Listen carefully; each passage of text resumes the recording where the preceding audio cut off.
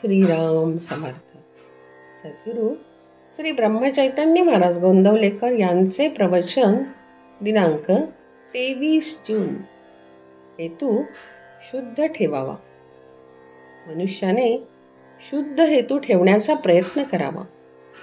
हेतू शुद्ध असला की स्वाभाविकच कृती त्याला अनुरूप होऊ लागते आणि प्रगतीला मदत होते. हेतू हा विहिरीत असणाऱ्या झऱ्याप्रमाणे आहे. झरा गोड पाण्याचा असला म्हणजे विहिरीचे पाणी स्वाभाविकच गोड असते. म्हणून हेतू शुद्ध ठेवण्याची दक्षता घ्यावी आणि त्याकरिता रामाची प्रार्थना करावी. माणसाला देहरक्षणापुरते अन्न, वस्त्र आणि नाम घेण्याची बुद्धी असली की असमाधानाला जागा नाही.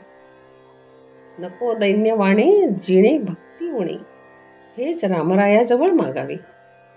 पर्वकाळात भगवंत कामधेनूचा अवतार घेऊन येतो. जे ज्याला पाहिजे ते तो देतो. पर्वकाळात सज्जन तसे दुर्जनही आपली कामे करून घेतात. जारण मारण ही देखील पर्वकाळात शीघ्र साध्य होतात. आपण मात्र भगवंताचे कसे व्हावे हे पाहावे. शुभेच्छा धरावी, भावना जागृत करावी. काहीही कर, पण भगवंता तुझा विसर पडू देऊ नकोस, असे भगवंताजवळ मागावे. आजवर कळत न कळत जे पाप झाले असेल ते नाहीसे कर. पुढे पुन्हा नाही करणार असे म्हणावे, म्हणजे मागली पापे नष्ट होतात. ज्याला विषयाची गोडी असते त्याला नाही परमार्थाची गोडी लागत. नरकातल्या किड्यांना नाही किळस येत. विषयी लोक प्रपंचात रंगून जाऊन साधू संतांची निंदा करतात.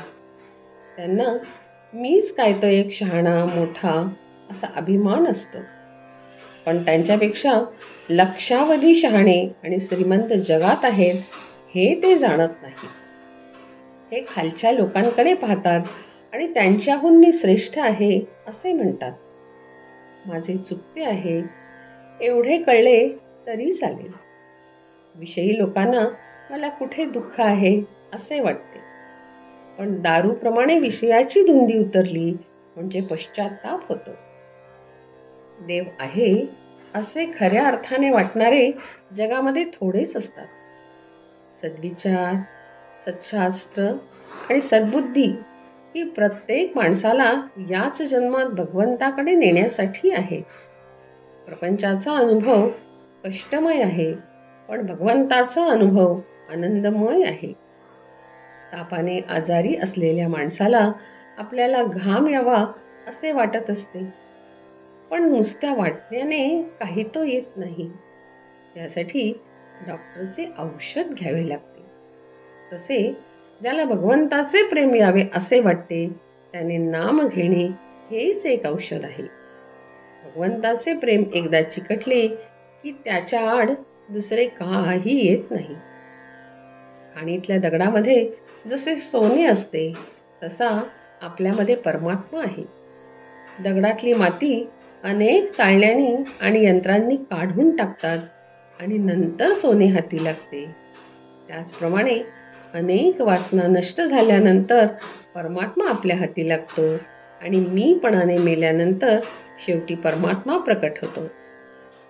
शुद्ध असावे आचरण, तसेच असावे अंतःकरण. त्यात भगवंताचे स्मरण, हेच प्रपंच सुखी करण्याचे साधन. जानकी जीवन स्मरण. जय जय राम.